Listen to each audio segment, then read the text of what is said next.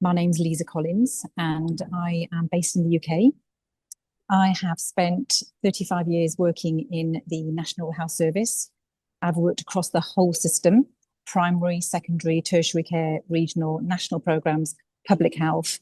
I've worked across the UK and Australia. And my academic background is in Masters in Organisations and Social Change. And I'm also an executive leadership coach and mentor, master's level.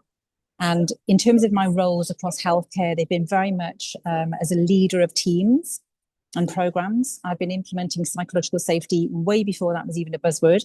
And I now work to develop leaders of the future, and I'm leading compassionate leadership courses, which is what I'm teaching today, which is underpinned by neuroscience, psychology, and leadership. I feel like my work has just begun. I feel like I've just been gathering data for the last 30 plus years. And now I've got this picture across the whole health spectrum, the health system. And I can see the gaps. I can see the safety nets that need to be put in place. And I've very much got that systemic level brain in terms of the way that we need to think about healthcare in the future. And I can go into that in a bit more detail. I'm also writing a book called The Physiology of Bullying, which is based on research I did previously and some lived experience, and working with investigations for many, many years and hearing the stories of people who have gone through that experience. And the outcome of that is not so much about sharing pain, it's about calling for social change and almost like a manifesto for action.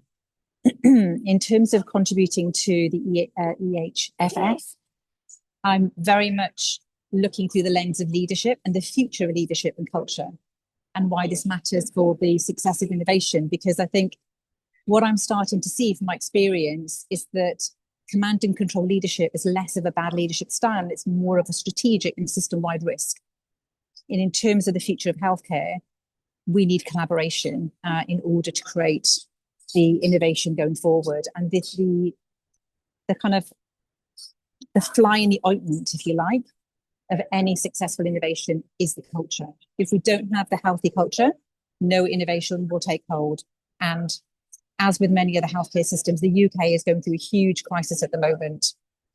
And if I look at the current leadership and the management, it's very much, we call roles transformation roles, but they're management roles, manage and change. They're not really leading innovation, and they're not really leading transformation.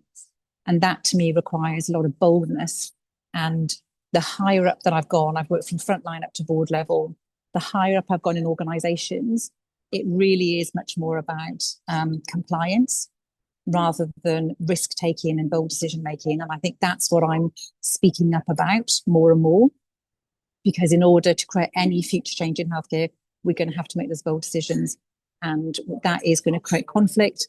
And we need to think about, what do those collaborative cultures look like? So there's a lot of work to be done. In terms of, my passion for joining, it is to talk about the thought leadership around the culture and the future of healthcare.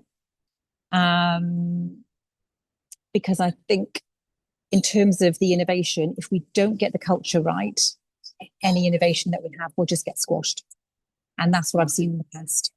So I think we've got to the stage within healthcare, pretty much across the globe, where we can't try another program of transformation that doesn't really have clear transparency to the roots of what we're actually talking about. Because a lot of this, as I said, transformation is management dressed up as transformation. I think we've got to be completely authentic and honest about what systems we've got in place and how we can actually work with those systems. So my vision and vibe that I bring to the group is about that bold, courageous leadership that we need to transform the future of healthcare.